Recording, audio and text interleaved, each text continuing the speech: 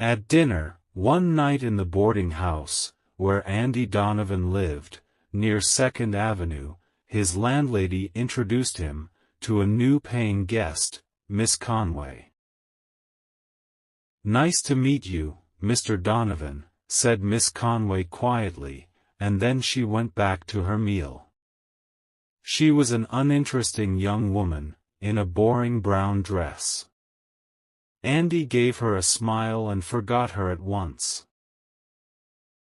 2 weeks later, Andy was smoking a cigar outside the front door, when he heard someone coming out. He turned to see who it was, and was pleasantly surprised. There was Miss Conway, all in black from her head to her feet. With her bright gold hair, her gray eyes, and her sad face, she looked lovely. Morning clothes can make any woman look beautiful and are sure to make any man look twice. Andy immediately decided not to forget Miss Conway. He dropped his half-finished cigar on the ground and said, "It's a fine evening, Miss Conway." "For those with a heart to enjoy it, Mr. Donovan," she replied sadly, looking down. "I hope there hasn't been a death in the family," he said. "Not really in the family," she replied, "but I won't worry you with my troubles." "Worry me? But I'd really like to hear all about them, Miss Conway. I mean, please feel free to speak to a true friend, in your time of need." Miss Conway smiled sadly at this. "I feel so lonely in New York," she said.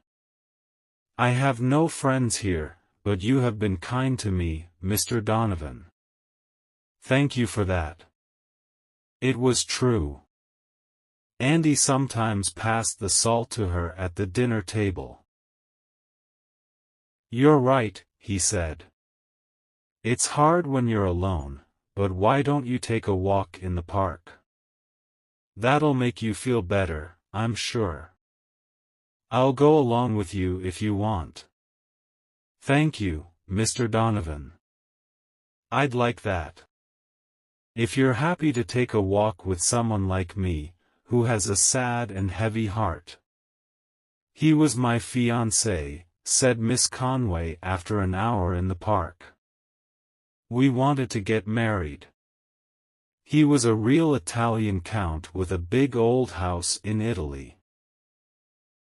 Count Fernando Mazzini was his name, and he was a great dresser. Father didn't agree to it, of course.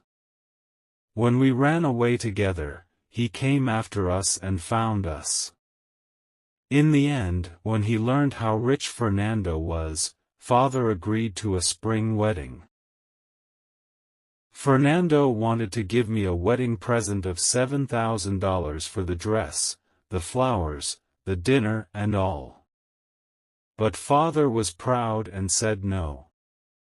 So when the Count went back to Italy to get his big old house ready for us, I got myself a job in a candy store to help pay for the wedding.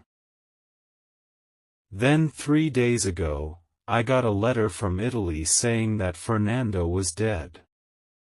It was a terrible gondola accident that killed him, they said. So that explains my mourning, Mr. Donovan. I'll never forget Fernando, you see, and after losing him, I'm afraid I just can't look at any other man." "I'm really sorry for you," said Andy. "And I'm your true friend. I want you to know that. I have his picture here in my locket," said Miss Conway tearfully. "And because you're a true friend, Mr. Donovan, I'll show it to you." For some time, Andy studied the photograph in the locket that Miss Conway opened for him. The man's face was young, bright, and clever. It was the face of a strong man that other people are always ready to follow. "I have a larger photograph in my room," said Miss Conway. I'll show you later. They're the only things that I have of Fernando now. But he'll always be in my heart. Andy decided there and then to try to win Miss Conway's heart from the Count. He took her to have an ice cream, but her gray eyes still looked sad. That evening, she brought down the larger photograph and showed it to Andy. He looked at it silently. "He gave this to me the night that he left for Italy," said Miss Conway. "A fine-looking man," said Andy. "Now, would you like to come out with me again next Sunday afternoon?" A month later, they told the landlady and the other guests at the boarding house of their plans to get married. Miss Conway stayed in mourning. A week after that, they were sitting in the park near the boarding house. Andy's usually smiling face was dark with worry, and he was strangely silent. "What's the matter, Andy?" asked Miss Conway. "Well, you've heard of Big Mike Sullivan, haven't you?" said Andy after a while. "No, I haven't." "Who is he?" "He's a great New York politician and a friend of mine. I met him today, and he wants to come to our wedding. I'd really like him to come." "Okay, so he can be our guest." "Right, but before we can have our wedding, I need to know something. Do you still prefer Count Mazzini over me?" Suddenly, Miss Conway started crying. "Oh, Andy, there never was a Count. All the other girls had boyfriends, but I didn't. And you know how good I look in black. So I bought a big photograph of a man that I didn't know at a photograph store and got a small one too for my locket. Then I thought up the story of the Count's death and put on my black clothes. I'm just a big fake. And now you won't marry me because of it, I'm sure. And you're the only man that I've ever loved." Smiling, Andy took her in his arms. "Do you still want to marry me after what I've done?" she asked in surprise. "Of course," he replied. "You were very good to explain it all to me. Now we can forget the Count. There's nothing to stop us becoming man and wife.